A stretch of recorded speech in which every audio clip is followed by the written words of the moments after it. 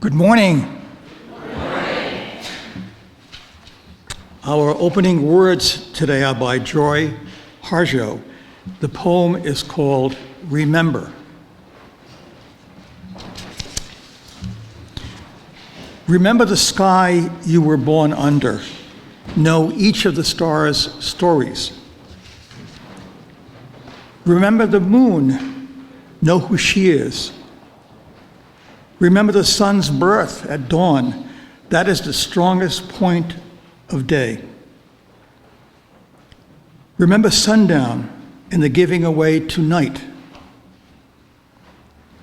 Remember your birth, how your mother struggled to give you form and breath.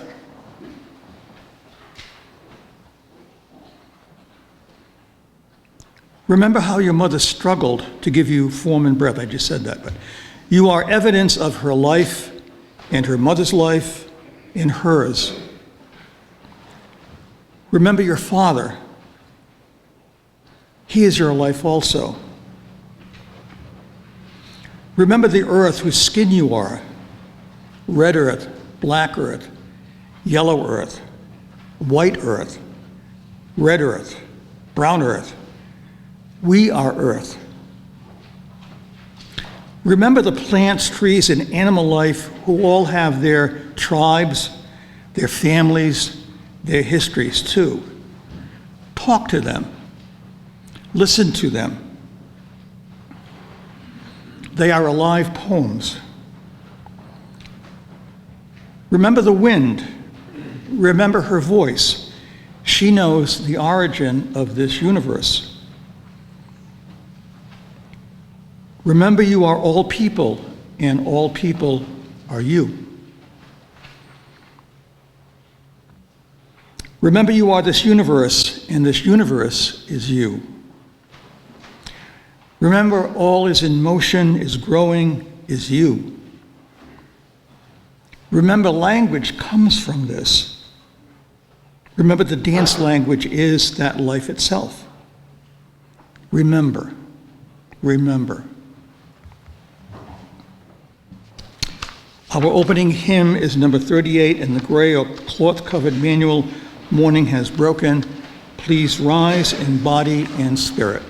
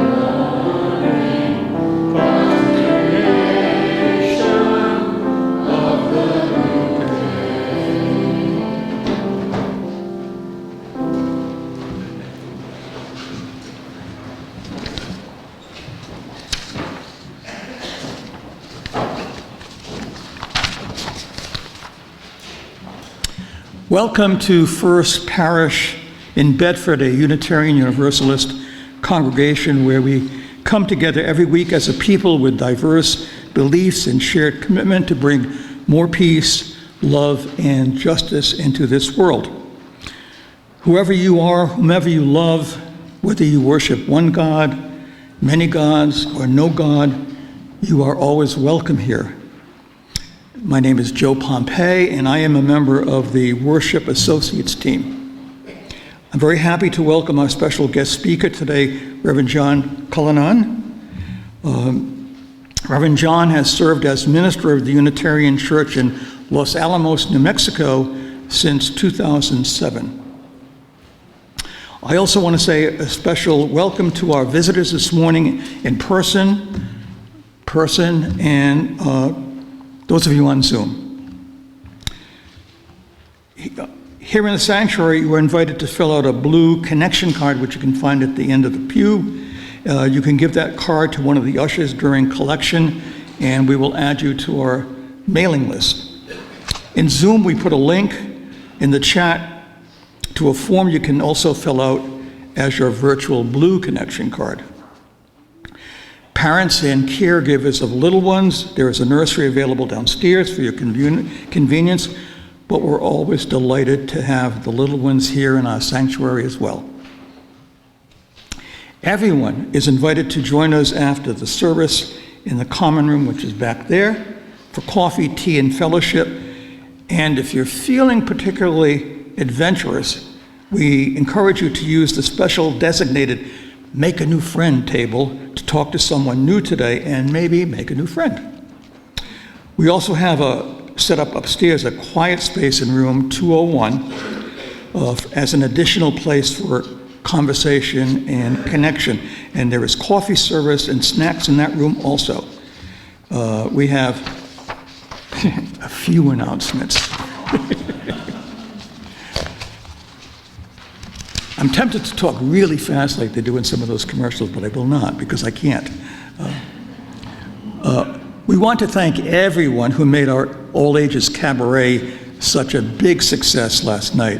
A huge thank you to Natan Wyeth for his vision and hard work in pulling it all together, to Brad Connor and Janet Welby for emceeing and their support, and to all the volunteers and talented people who made it happen, and especially to the children and youth who shared their talents with us.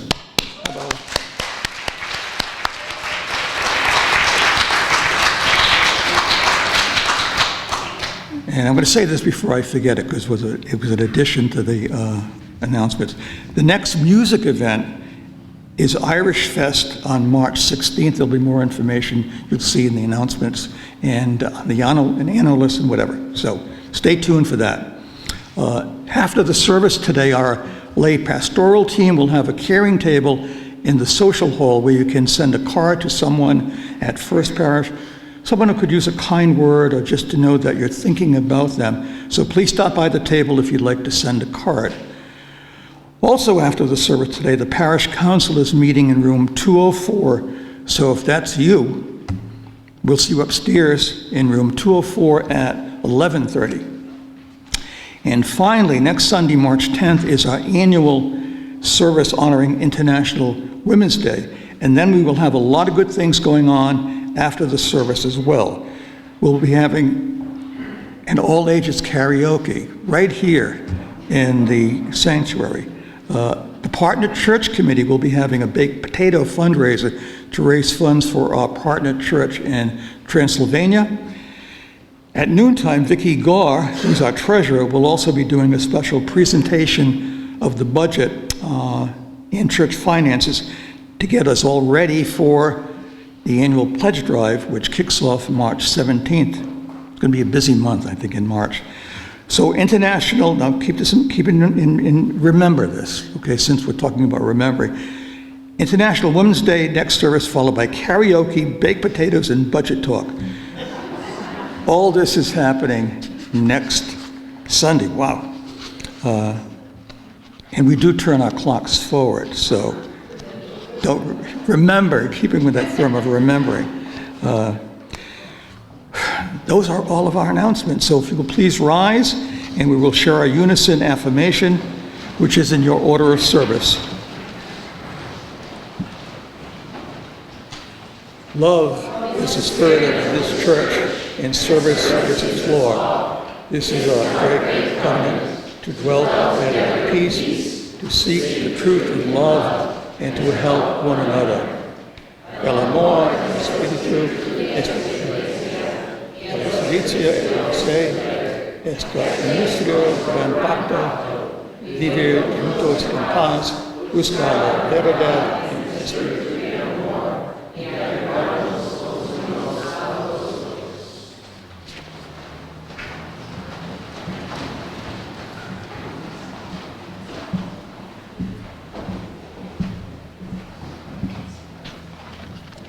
Good morning.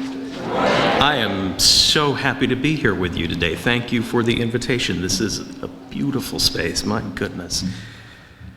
Our story for everyone this morning is called Give Yourself. It is a story about Ralph Waldo Emerson and comes from Denise Tracy.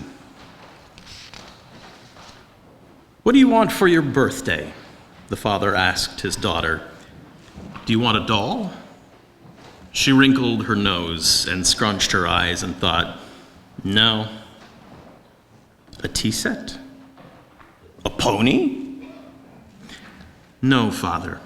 I have a year to think. I want this year to be a special year to remember. All right. You think and you let me know. And so Ellen thought.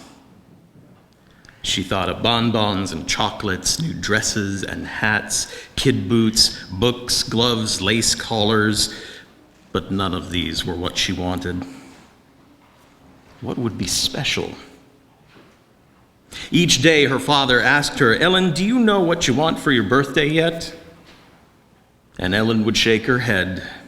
No, Father, I'm still thinking. After 4 days, her father said, Ellen? Yes, Father, I've decided. Well, I have a riddle.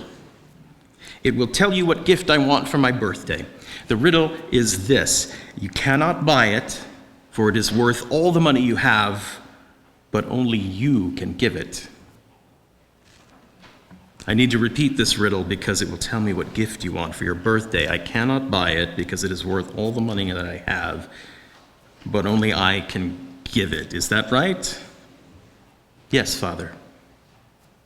Well, now it is my turn to think about your riddle. I have to find the perfect present in this mystery. Her father paced and pondered. He repeated the riddle over and over. I cannot buy it, but only I can give it.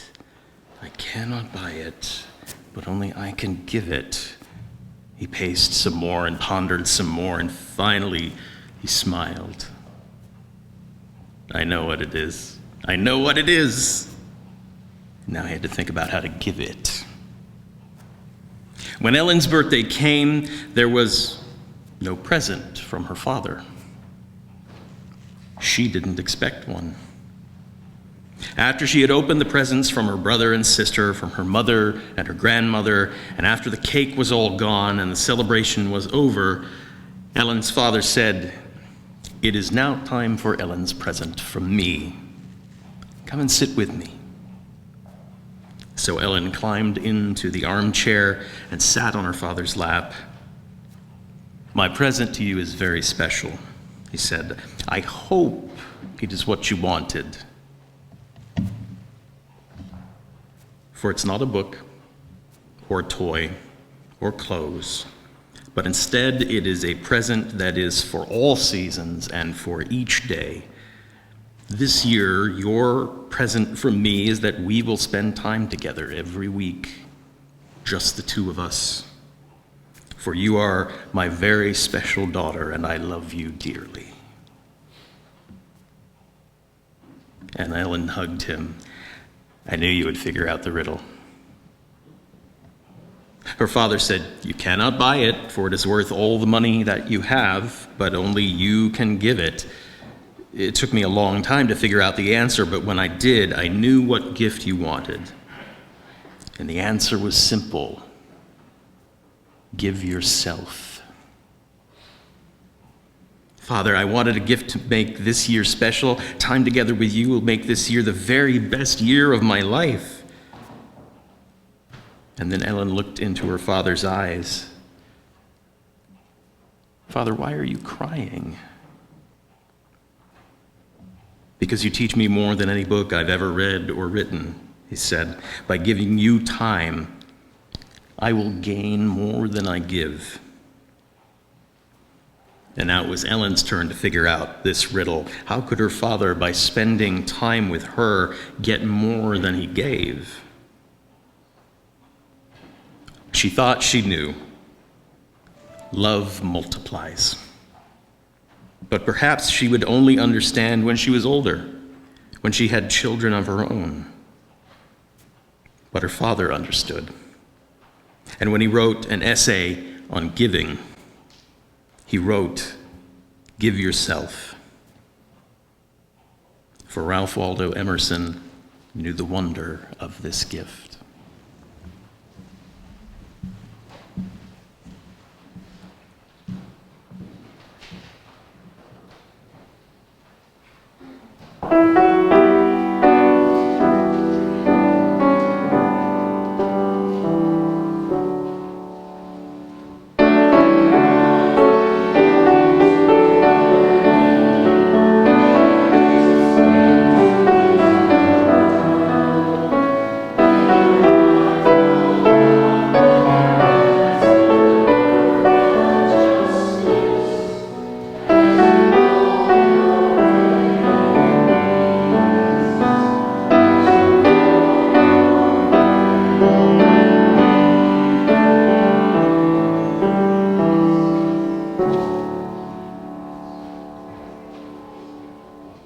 Good morning, everyone. Now is the time in our service to invite those who would like to light a candle of joy or concern.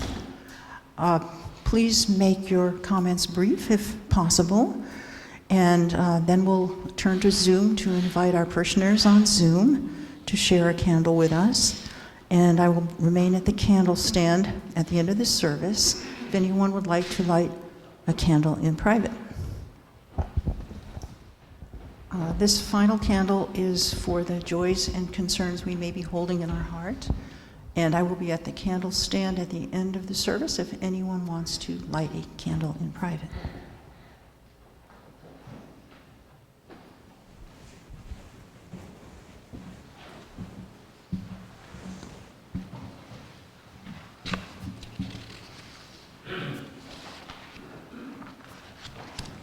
Please join with me now in a spirit of prayer and reflection.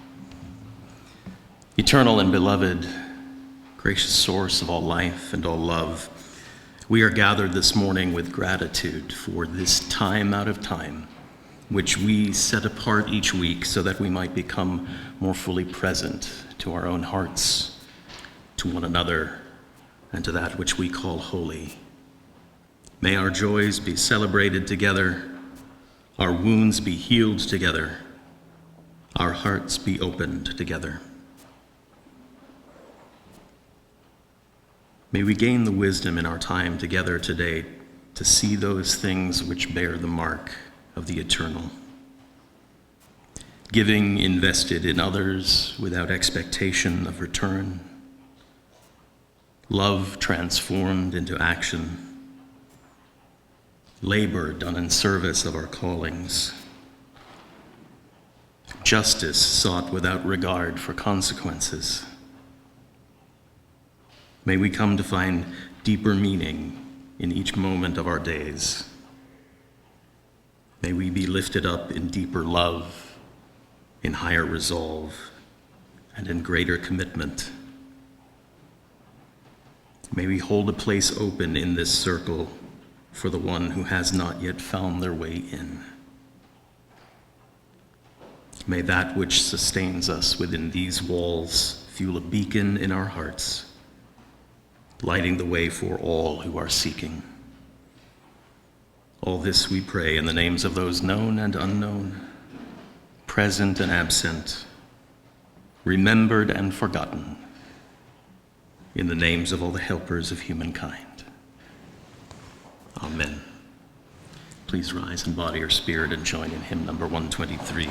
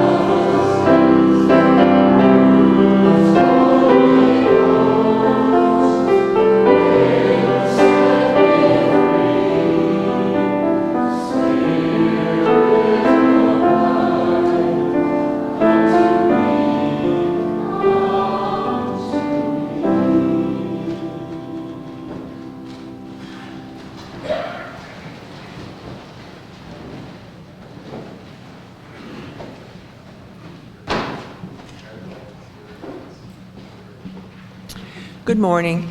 My name is Marge Heckman, and I'm the chair of the Social Responsibility Council here at First Parish. And today is our monthly Share the Plate Sunday. And I'm thrilled to announce that we will be sharing our plate today with the Lowell Transitional Living Center. Many of you will remember our association with the Lowell Transitional Living Center, which goes back to the early 2000s.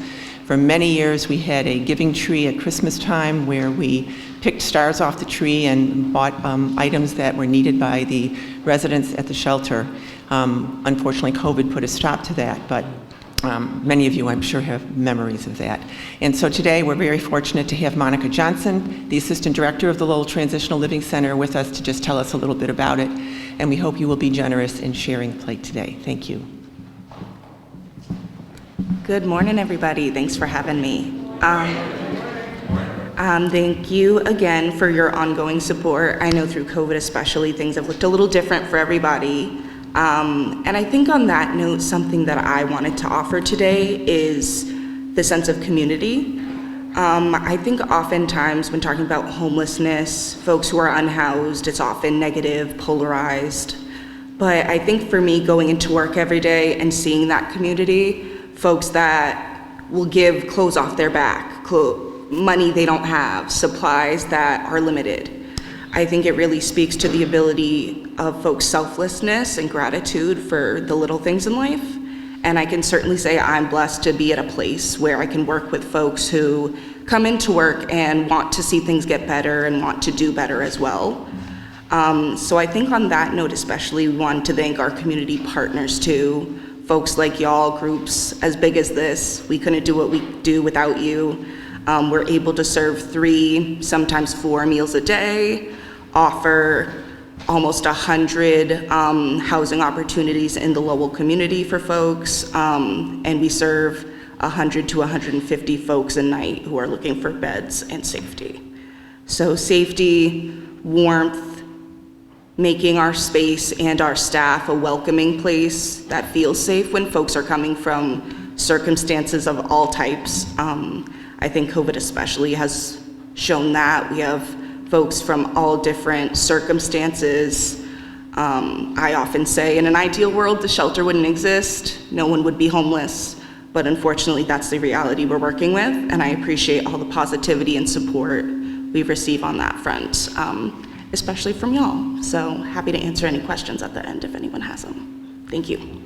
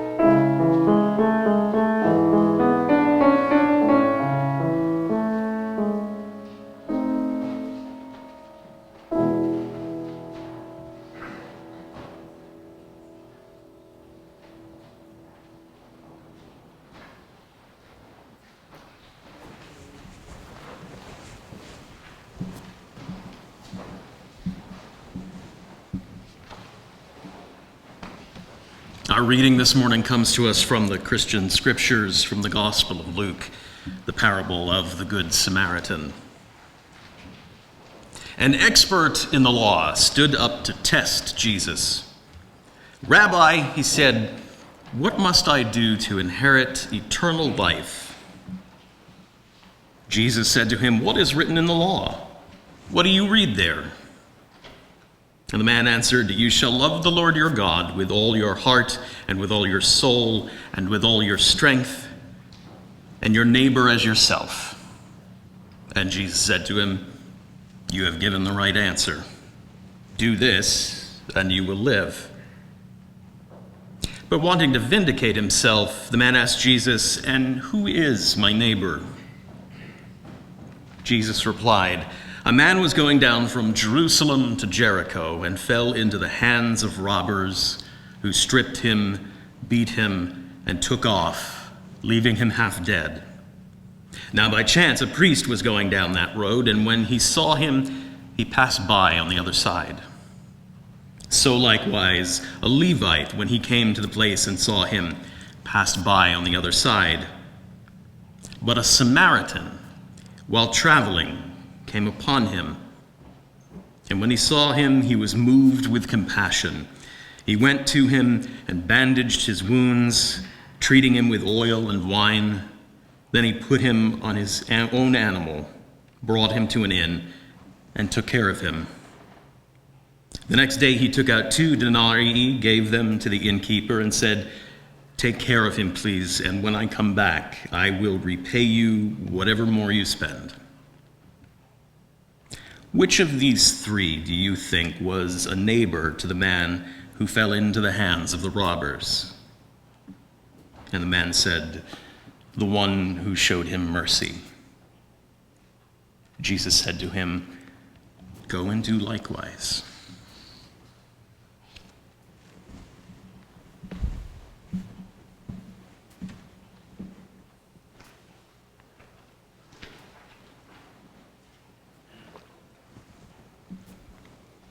The young man walked home from his encounter with Jesus that day feeling a little unsettled. He felt like his question had been answered, but also at the same time not really answered, because that's how Jesus worked in the parables. He felt like he'd been answered slightly, but he also felt like he'd been challenged. No, like he was being accused of something. And it really started to eat at him. It started as an itching at the back of his skull as he walked down the road, and a few miles later it had taken over into wholesale burning in his brain, and a wave of anxiety came over him, and he thought, what if I asked the wrong question? Yes, that must be the problem. Maybe if I ask the right question, if I word it just right, I can get the answer that I'm looking for. At the very least, maybe just a complimentary parable that might shine some light on this thing that I feel like I'm missing. And so he got home and he wolfed down his dinner, and then he started back up the road again, back to where Jesus and his disciples were camping out for the night. And Jesus saw the young man approaching again. "Ah, you're back." "Yes, I am, Rabbi. You see, I have a problem. I think I understand what you were getting at with the Samaritan story thing about loving the Samaritan as one of my neighbors, as I love myself. And I've known some Samaritans in my life, and I've never really imagined myself loving them before, because of the outcastedness and the uncleanliness and all of that. They're not really on my loving radar. And yet, at the same time, I have a lot of love in my life. I love my family, and I do everything I can to take care of them. And I like my neighbors, most of them. And I try to do right by them when I can, or at the very least not get in their way with anything. But I don't think I've ever quite felt that love that you're talking about in the story, Jesus. I don't ever think I've ever felt that big love. And I'm confused, Jesus. I don't think I've ever felt that love even for myself that I'm supposed to be feeling for my neighbors. And how, Rabbi, how do I love myself? How does that work? I don't suppose you've got another Samaritan story in there somewhere you could share with me, maybe help answer this question. And Jesus sighed. He said, look, kid, I don't just pull these out of a bag, all right? These are carefully crafted, carefully worded stories designed to instill a specific idea, something metaphorical and holy. I don't just pick them up on the spot. But don't run off. Don't walk away. I think I can still help you answer this question. Have a seat. Let's see if we can figure this out. Now, full confession time. I am the young lawyer in this Bible sequel I just made up. This is my struggle that I'm talking about. I go to this parable a lot. One, top 5 religious texts that I would have with me on a desert island if I was stranded. And 2, I think it's probably the most Unitarian Universalist of all the parables. This whole loving your neighbor as yourself thing really kind of sits at the heart of who it is we're trying to be. And especially now, as we are talking about putting love at the center of our values, as we're having those discussions right now around our revisions, I'm coming back to that story again, trying to wrap my head around what is the depth of that love? What is the spirit of that love we are talking about? And I love the idea of loving my neighbors. I can love my neighbors all day long. I don't seem to have a problem with that. But sometimes, and I'm sure I'm not alone, sometimes I get bogged down in the trying to love myself part of that equation. And I wonder, what was he getting at? Why was there not a sequel parable with another Samaritan to help answer the other half of the question? Because really, love your neighbor as you love yourself without the explanation just kind of feels like a pat tautology that just circles on itself without really explaining anything, which is how the parables work.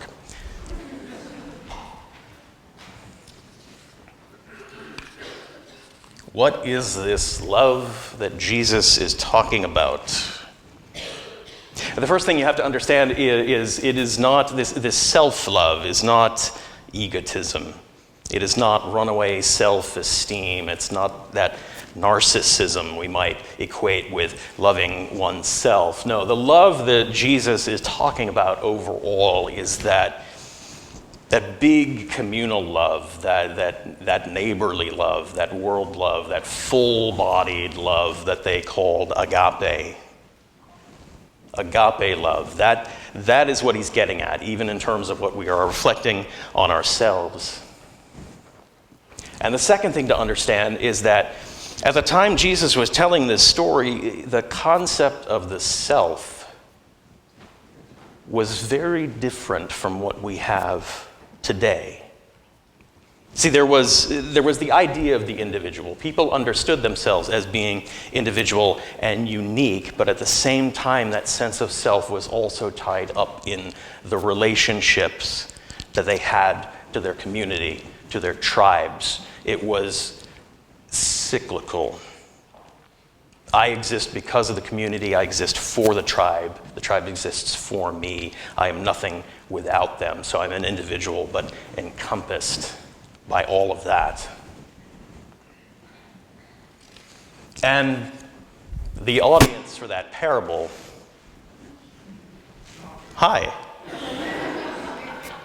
the audience for that parable understood that implicitly, that great commandment that the young lawyer quoted back to Jesus had been around for centuries. It was part of the Torah, and that way of loving self and community at the same time was just baked into the DNA of the culture. They knew that. Jesus wasn't telling them anything they didn't already know about themselves in that story. What he was doing was challenging them to think bigger. Could we maybe, he says, be a little less parochial about that neighborly love we are talking about? Here, tell you what, I'm going to pull in a Samaritan. I'm going to pull in somebody I know none of you love, and blow your minds with him being neighborly to one of us. Now what do you think? Now who do you think your neighbor is?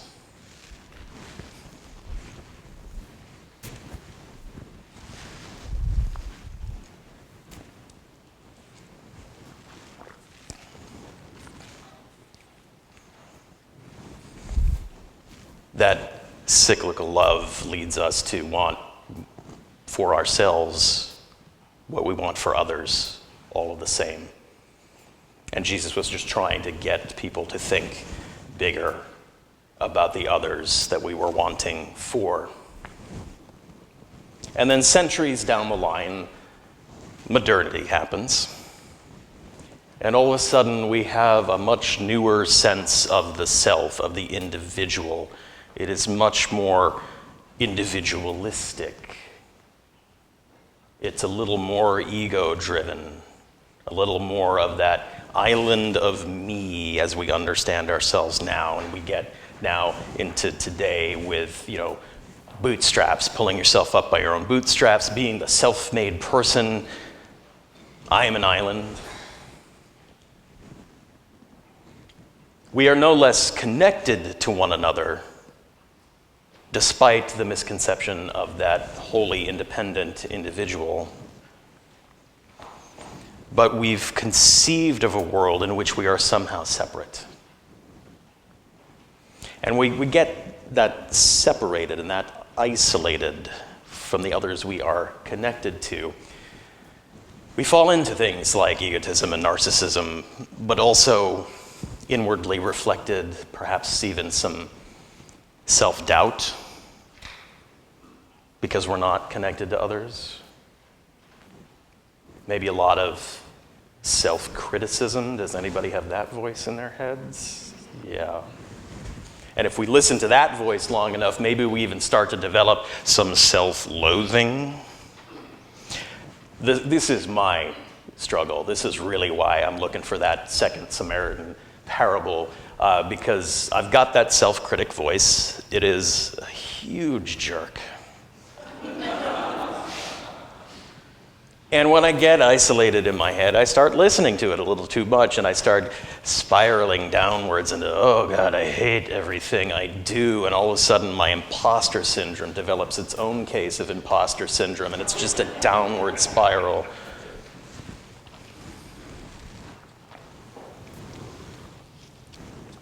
And when I get in there, all of a sudden, I find I'm not wanting for others what I want for myself. I'm wanting more for others than I will allow myself to have because I have criticized myself into a hole. And all of a sudden, I start to wonder, am I failing at this equation? Then, this love your neighbor as yourself. I'm loving my neighbor more than myself right now. I'm really throwing the universe out of balance, aren't I? How do I fix that? Am I falling short?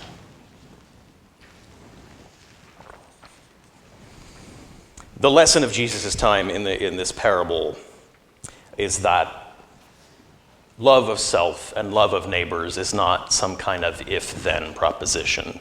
If I love myself, then I can love my neighbors. If I love my neighbors, then I can love myself. It doesn't work like that. That agape love, which embraces us and others, is something of a feedback loop. We can start anywhere on that cycle. I love somebody who's in my neighborhood, and that sparks perhaps a little more love for myself, or I've found a way to love myself out of my self-criticism, and maybe that opens my heart up enough to find a little more love for my neighbors. It's a constant cycle within us and within the community.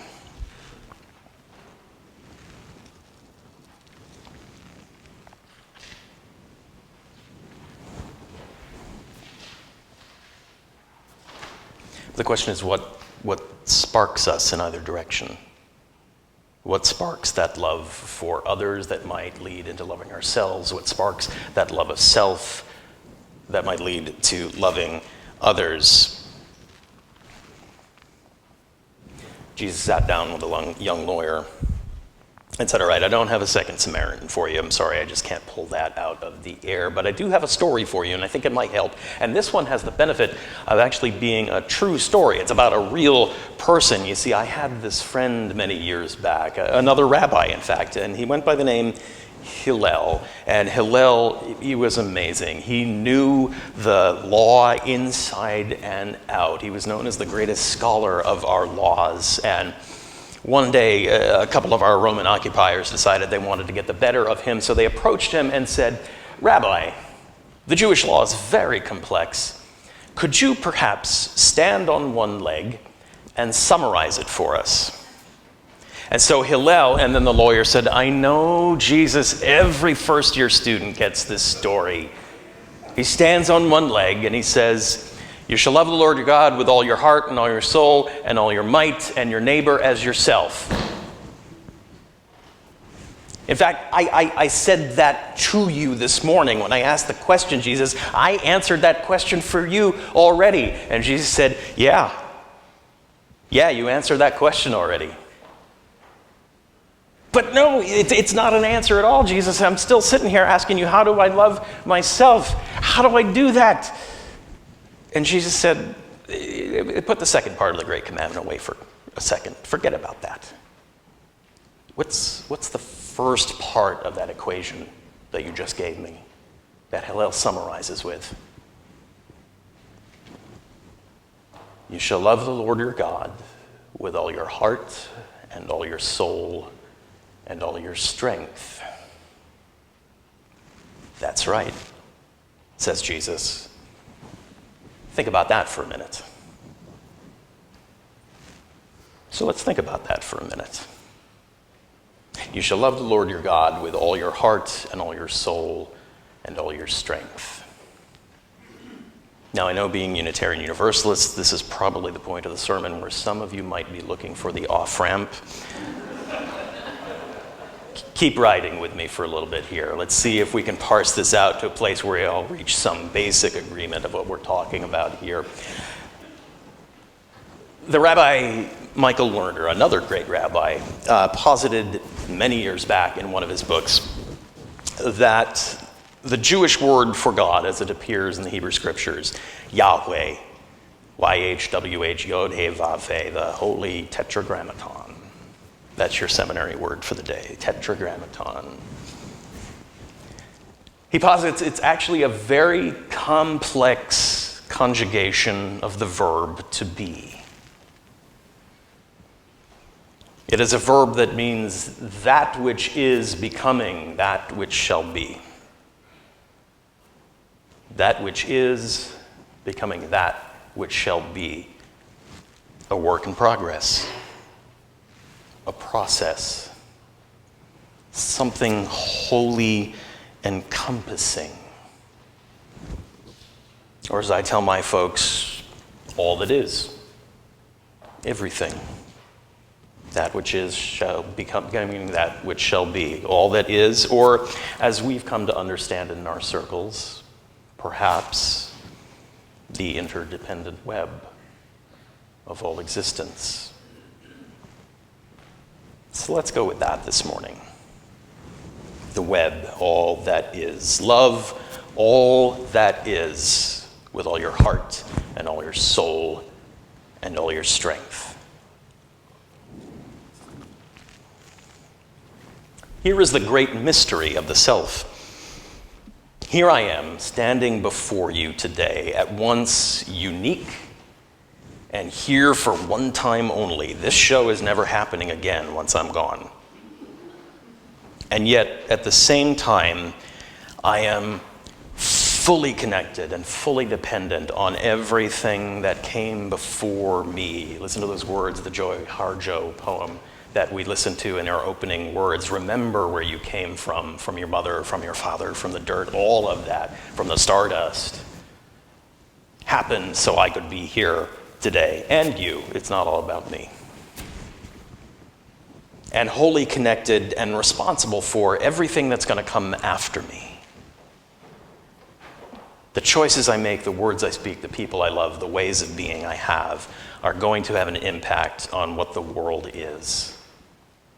On a small scale, on a large scale, I don't know, but it matters who I am and how I'm being to those future generations.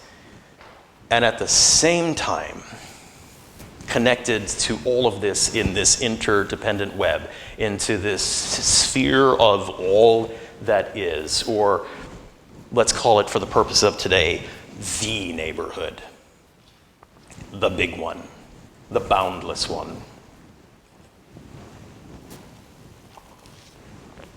Here I am, one time only, gifted by everything that's come before me, and potentially a gift to everything that comes next.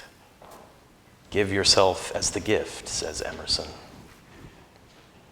I'm at once individual and absolutely integral to the web, to everything going on.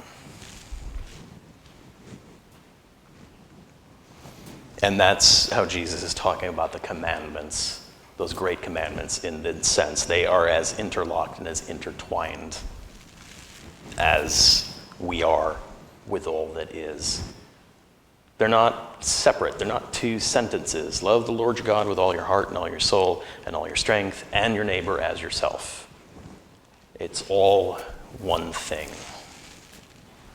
To love God, to love all that is to love my neighbors, is to love myself, the whole shebang in one fell swoop.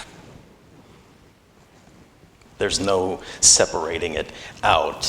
And once we can see that, once we've glimpsed that even a little bit, how integrated we are, how connected we are, the choice to love our neighbors, to love ourselves, to love all that is, really becomes no choice at all. We're living as nodes in this web, and we're either giving back into it or we're cutting ourselves off and becoming a dead node in the system. We've got to love back into it. The only question left then is, how do we love it? To what extent do we love it? And the answer that we get from the parable and from Deuteronomy, where this great commandment first is posited, the answer is fully, with everything you've got, with all your heart, with all your soul, with all your strength. That's a big ask, but that's the answer. You shall love all that is with all your heart. And in the Jewish understanding of the word at the time of the Deuteronomy authors, the heart wasn't just the love center. The love was the entirety of the inner self, all of our thoughts, all of our dreams, all of our yearnings. All of that was wrapped up into the degree to which we were calling to be loved or to love. Love with everything you got inside you, and with all your soul. In the Greek of the New Testament, the word that was used was psyche, which for the Greeks was not our mental state of being. For the Greeks, it was the totality of the self, inside and outside, body, soul, mind, spirit, the whole person. Love with the whole person. Love with everything you've got inside you. Love with everything that you are. And love with all your strength. In the Greek, the word used meant power, physical power. So love with everything within you, love with everything you are, love with all your power, which sounds okay, but also sounds a little diminished from the first two in some ways, rather limiting. In the Aramaic that Jesus would have been speaking at the time when he told the parable, the word used was wealth. Sounds a little mercenary, maybe. Love the Lord God with everything inside you, your whole being, and your wealth. But let's expand that a little more to think with every resource you have at your disposal. Now we're on to something. If we take it back to the Hebrew Scriptures in Deuteronomy, where that law is first written, the word they use is not a noun. It's not an adjective. The word they use shows up throughout about 99% of the Hebrew Scriptures as an adverb, me'od, which translates to very. Solomon was me'od wise. Samson was me'od strong. Very, to an extreme degree. Love all that is with all your heart, with everything you have within you, with all your soul, the entirety of who you are, with all your me'od, all of the veriness of yourself. Everything that is within you, everything that you are completely, and everything you might not have even thought of yet to the nth degree that might be used in the service of your love.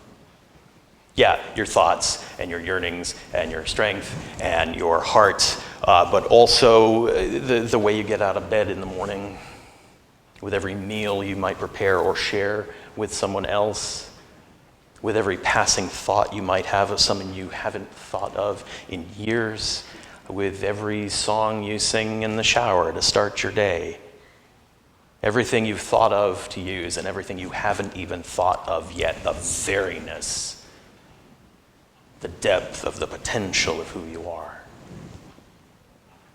Love all that is with your inner being, with your whole being out to the max that you can't even imagine yet. It's a metaphor of progression. It's a rhetorical tool.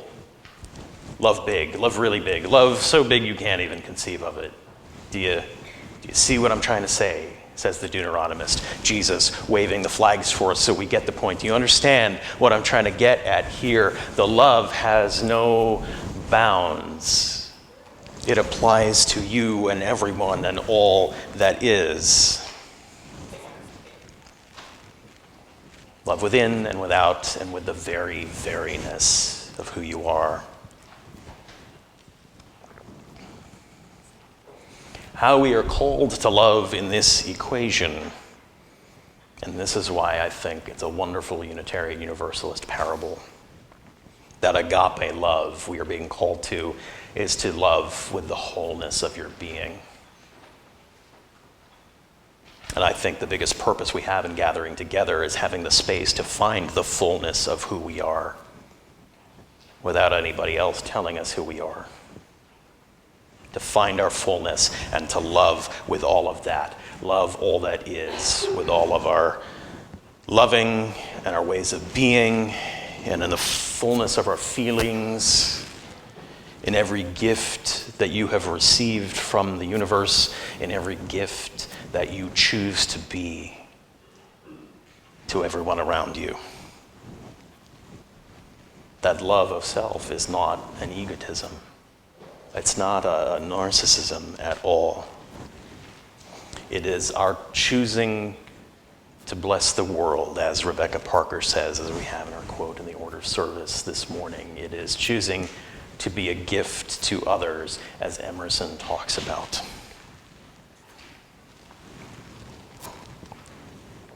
And it is no choice at all to love in this way, because the neighborhood, the web, the thing we are inextricably bound to, is not a static web. It's got a lot of energy flowing through it from the people who came before us that we have received, from the choices that we make flowing back out into the web. If we're not letting that love energy flow, that wholeness flow, then the web just turns into a cobweb, taking up space in the corner.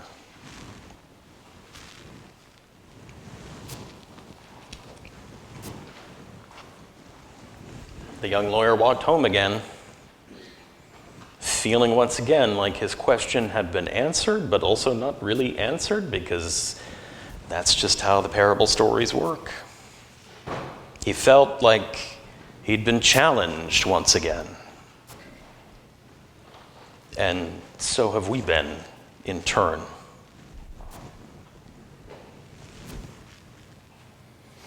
He didn't get the parable he was looking for.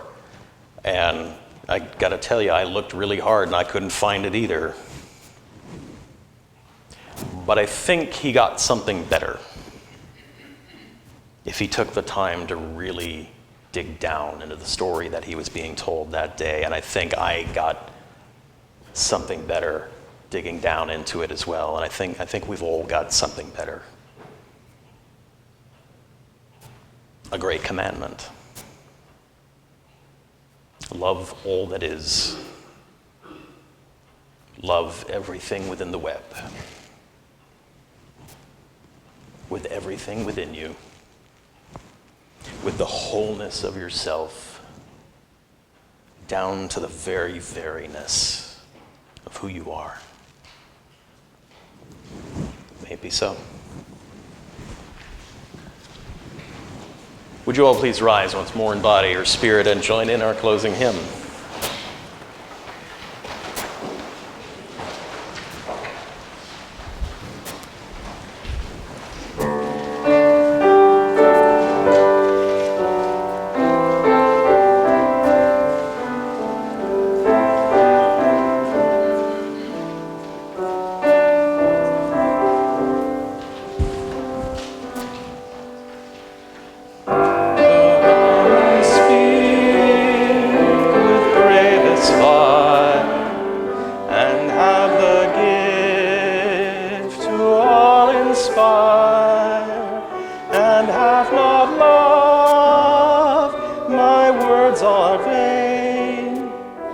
Sounding brass, let's gain.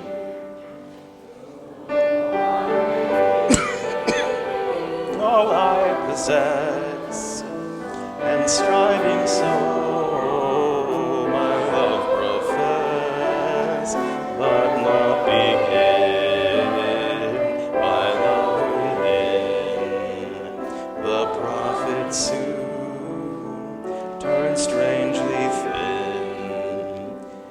Come, Spirit, come, our hearts control. Our spirits long to be made whole. Let inward love